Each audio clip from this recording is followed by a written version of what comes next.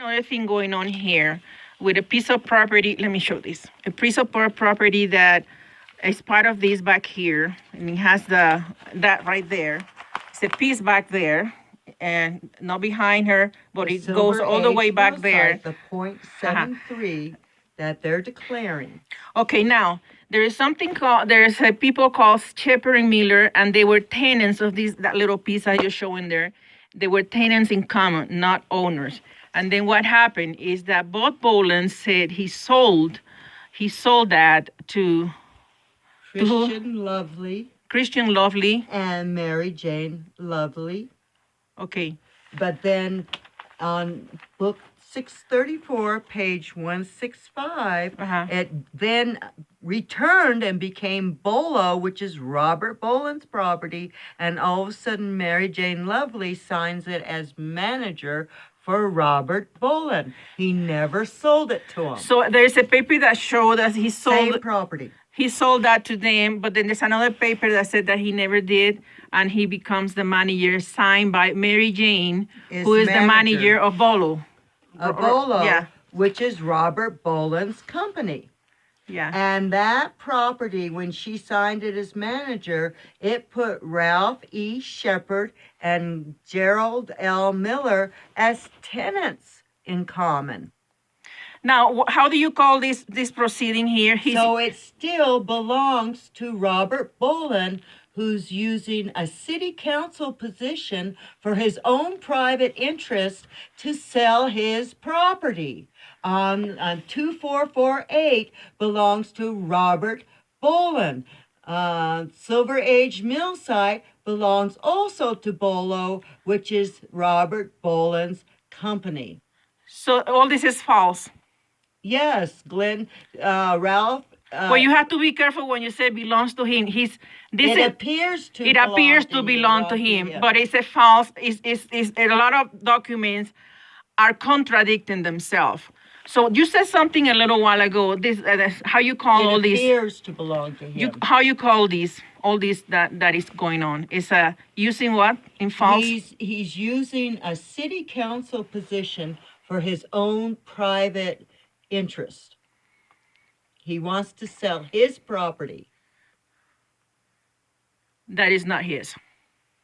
No, he doesn't want people to know it's his. Oh. He doesn't want anyone to know it's his because he's in the city council doing this project, pushing this workforce housing. So he doesn't want people to know. He's using a city government position, which is it appears he's pushing hard for this federal housing with a property that his work orders in 19 we never found transfer of ownership. His work orders were signed by him. The easement, everything was signed by Robert Boland. Everything's signed by him. The work orders for building. So, in other words, there is all the things here that shows in this paper. It looks like he's been just kind of altering things and making it look the way he wants it for a private purpose. Is that right? It looks that way, sure. It looks that way. Yeah, we don't. Now there are papers that contradict the whole thing here, and I am able to read it just like they're using their name, the address of her property here, which is this building.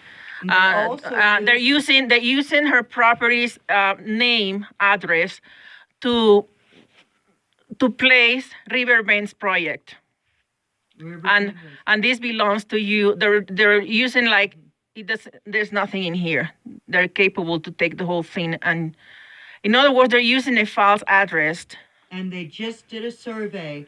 For them. For them. If address is not theirs. That used our property, marked our property, and Chuck Howard's, Charles C. Howard and Lou Howard, and Charles C. Howard is on the City Planning Commission, using the City Planning Commission to promote this interest in this workforce housing, and they're saying they should have had workforce housing, got their 9% LIHTC credit based upon, they said they had 80 approximately 40 to 80,000 people on Argo mill site, Argo Mine, which Robert Boland has ownership of, as well as Mary Jane Lovely has ownership of that property. And they are saying that they had 40 to 80